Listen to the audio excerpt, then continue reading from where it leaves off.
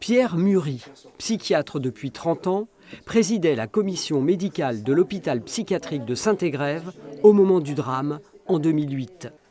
11 ans après, son collègue est condamné. Quelles sont les conséquences de ce jugement sur la pratique psychiatrique ?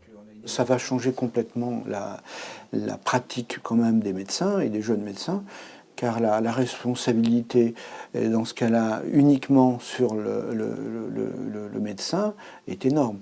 Et ce qu'il faut voir en général, c'est la responsabilité collective et du médecin. Le médecin peut faire des erreurs et c'est normal pour moi qu'il soit responsabilisé et éventuellement condamné, mais il faut voir aussi ses moyens de travail. Nous, notre bloc opératoire, entre guillemets, c'est les lits, c'est l'hospitalisation, c'est le travail en équipe, le suivi.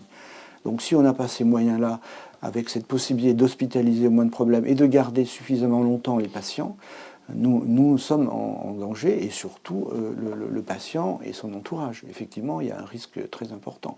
Et nous avons tous les jours des pressions pour faire sortir des gens. Nous avons parfois un dilemme le week-end. Quel est le malade le moins dangereux ?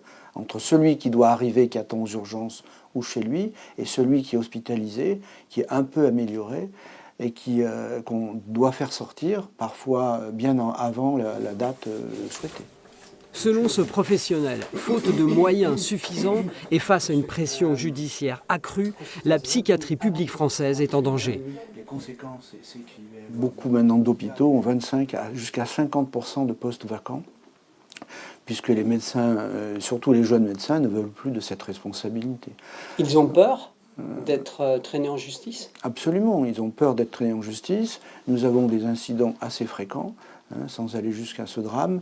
Et nous pouvons avoir, ce qui est un peu paradoxal, des procès ou des actions en justice, à la fois pour avoir fait sortir un malade trop tôt, et également pour avoir interné ou hospitalisé des patients, alors qu'ils n'étaient pas d'accord.